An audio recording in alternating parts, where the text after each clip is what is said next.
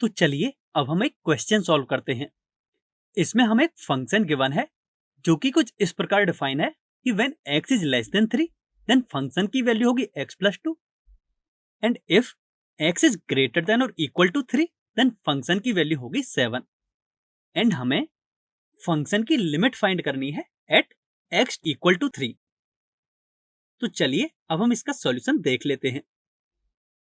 अभी हम ये सीख चुके हैं कि किसी भी फंक्शन की लिमिट तभी एग्जिस्ट करती है जबकि उसकी left hand limit and right hand limit equal हो।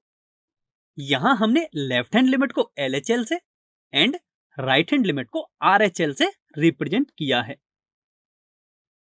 दैट मीन्स हमें 3 पर फंक्शन की left hand limit and right hand limit find करनी है। एंड हम ये पढ़ चुके हैं कि हम लेफ्ट हैंड लिमिट को कुछ इस तरह से रिप्रेजेंट करते हैं एंड राइट हैंड लिमिट को कुछ इस तरह से रिप्रेजेंट करते हैं।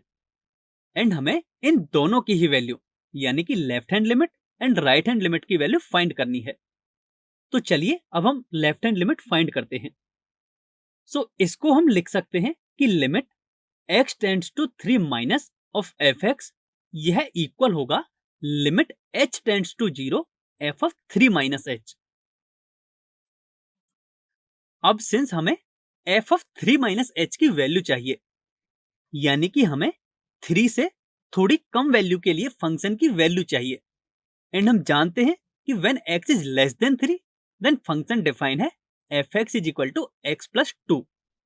That means f of 3 minus h हो जाएगा 3 माइनस h प्लस 2। अब हम इसे आगे कैसे सॉल्व करेंगे?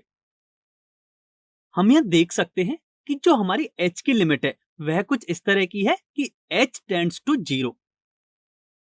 तो यहां हम लिमिट अप्लाई करेंगे, इसका मतलब ये है कि हम h की वैल्यू 0 पुट कर देंगे क्योंकि h इतना छोटा है कि वह लगभग 0 की तरफ टेंड करता है। तो जब हम h की वैल्यू 0 पुट करेंगे तो हमारे पास मिलेगा 3 प्लस 2 जिसकी वैल्यू हमें मिलेगी 5। तो आपने यहां से ये सीखा कि हम लिमिट को कैसे सॉल्व करते हैं। इसी तरह अब हम RHL फाइंड करेंगे। RHL को हम कुछ इस तरह से रिप्रेजेंट करते हैं एंड मैथमेटिकली वह कुछ इस तरह से डिफाइन होता है यानी कि हमें limit h tends to 0 f of 3 plus h की वैल्यू फाइंड करनी है। एंड हम फंक्शन की डेफिनेशन से देख सकते हैं कि व्हेन x 3 या 3 से ज्यादा है तो इसकी वैल्यू हमेशा 7 होती है एंड जो हमें फंक्शन की वैल्यू निकालनी है वह निकालिए 3 प्लस h पर यानी कि 3 से थोड़े ज्यादा पर, इसलिए इसकी वैल्यू 7 के इक्वल होगी। तो हम इसे कुछ इस तरह से लिखेंगे। अब यहां हम लिमिट अप्लाई करेंगे। सिंस यहां h की कोई भी टर्म है नहीं इसलिए जो 7 है वह एज इट इज ही हमारा आंसर आ जाएगा।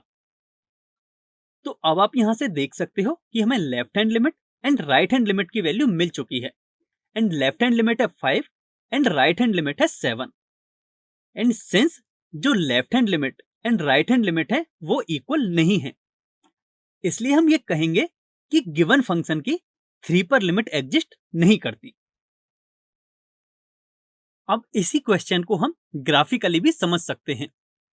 सबसे पहले हमें फंक्शन fx का ग्राफ ड्रॉ करना है। तो हम फंक्शन की डेफिनेशन से देख सकते हैं कि when x is less than 3 then function होगा x प्लस 2 यानी कि हमें यह लाइन मिलेगी एंड ये पॉइंट हो जाएगा 3 क्योंकि 3 से कम के लिए ही ये लाइन वैलिड है एंड y एक्सिस पर इसके करेस्पॉन्डिंग पॉइंट होगा 5 एंड हम देख सकते हैं कि यदि x की वैल्यू 3 के इक्वल या 3 से ज्यादा है तो फंक्शन की वैल्यू 7 होगी। दैट मीन्स यह हमें एक स्ट्रेट लाइन मिलेगी। अब सिंस हमें 3 पर लिमिट फाइंड करनी है तो हम कर्व से देख सकते हैं कि जब x की वैल्यू लेफ्ट साइड से 3 पर अप्रोच करती है तो फंक्शन की वैल्यू 5 पर अप्रोच करती है। दैट मीन्स जो लेफ्ट हैंड लिमिट की वैल्यू है वह हमें 5 के इक्वल मिलेगी। अब यदि हम राइट हैंड लिमिट की बात करें तो यदि हम x इक्वल टू 3 को राइट हैंड साइड से अप्रोच करें तो फंक्शन की वैल्यू 7 को अप्रोच करती है। That means right hand limit की वैल्यू हमें 7 मिलेगी। तो हम ग्राफ से भी देख सकते हैं कि left hand limit and right hand limit हमें अलग अलग मिल रही हैं इसलिए हम कहेंगे कि x इज इक्वल टू 3 पर गिवन फंक्शन की लिमिट एग्जिस्ट नहीं करती।